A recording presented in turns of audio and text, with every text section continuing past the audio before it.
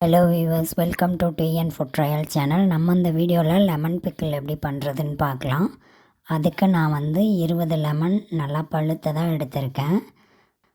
இதை தண்ணியில் ஒரு தடவை நல்லா வாஷ் பண்ணிவிட்டு அதுக்கப்புறம் ஒரு பழத்தை 8 பீஸாவோ 4 பீஸாவோ உங்கள் கன்வீனியன்ட்டுக்கு ஏற்ற மாதிரி கட் பண்ணிக்கோங்க.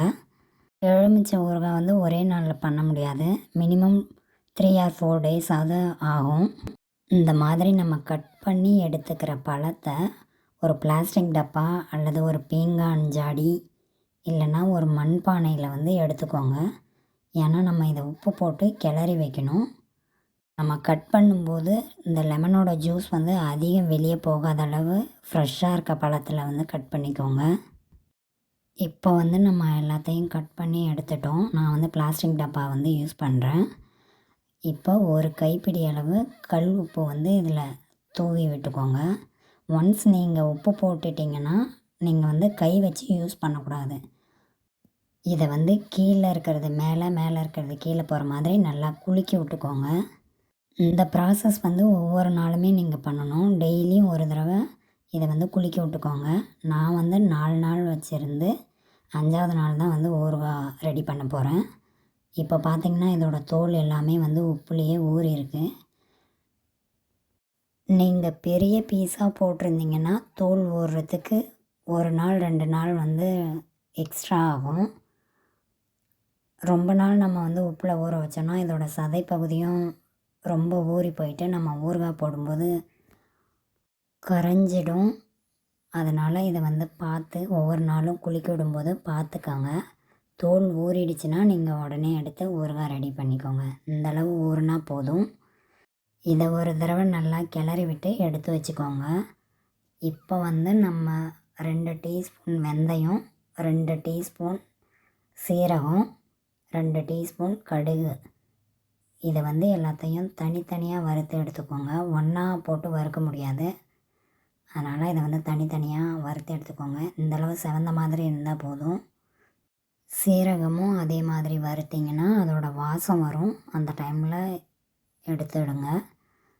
அதே மாதிரி கடுகு கொஞ்சம் சாம்பல் நிற கலரில் வரும். கொஞ்சம் பொரியிற மாதிரி ஆரம்பிக்கும். அந்த டைம் கடுகுக்கு போதும். இதை அப்படியே இது 3ஐயும் எடுத்து வச்சுக்கோங்க. இப்போ ஒரு வாணலில் வச்சு நான் 350 ml நல்லெண்ணெய் எடுத்திருக்கேன். இது எண்ணெய் நல்லா காயட்டும். அதுக்குள்ளே நம்ம வறுத்தோம் இல்லையா, அதெல்லாம் ஆறிடும். அதை ஒரு மிக்ஸி ஜாரில் போட்டு கட்டி பெருங்காயம் ஒரு சின்ன துண்டு 2 பீஸாக போட்டுக்கோங்க. அதை அரைச்சி நல்லா பவுடர் மாதிரி எடுத்து வச்சுக்கோங்க. அதுக்கப்புறம் எண்ணெய் இங்கே காஞ்சிடுச்சுன்னா நம்ம உப்பில் ஊற வச்சுருந்த எலுமிச்சம்பழத்தை எடுத்து இதில் ஆட் பண்ணி ஒரு தடவை நல்லா கிளறி விட்டுக்கோங்க. இது எண்ணெயில் நல்லா கொஞ்சம் முழுகிற மாதிரி நல்லா கிளறி விட்டுக்கோங்க. ரொம்ப கிண்டாதீங்க. கொஞ்சம் ஓரளவு எண்ணெயில் இது முழுகிற மாதிரி கிளறி மட்டும் விட்டுட்டு சால்ட்டு 1 ஸ்பூன் நீங்கள் ஆட் பண்ணிக்கோங்க. 1 டேபிள் ஸ்பூன் மஞ்சத்தூள், 300 கிராம் தனி மிளகாத்தூள் ஆட் பண்ணிக்கோங்க. ஆட் பண்ணி இது எல்லாத்தையும் இப்போ நல்லா கிளறி விட்டுக்கோங்க. எலுமிச்சை ஊறுகாய் பித்தத்துக்கு, பசி எடுக்கலை, டைஜஷன் ப்ராப்ளம் அந்த மாதிரி இருந்தால் நீங்கள் இந்த ஊறுகாய் யூஸ் பண்ணிங்கன்னா உங்களுக்கு நல்லா சொல்யூஷன் கொடுக்கும். இந்த ஊறுகாய்னு இல்லை, எந்த ஊறுகாயுமே அதிகமாக எடுத்துக்காமல் லைட்டாக எடுத்துக்கோங்க. நான் குழம்பு மிளகாத்தூள் 1 டேபிள் ஸ்பூன் ஆட் பண்ணியிருக்கேன். கொஞ்சம் சாந்து காணணுங்கிறது. இது உங்களுக்கு ஆப்ஷனல் தான். நீங்கள் வேணும்னா ஆட் பண்ணுங்கள், இல்லைன்னா தனி மிளகாத்தூளே போதுமானது.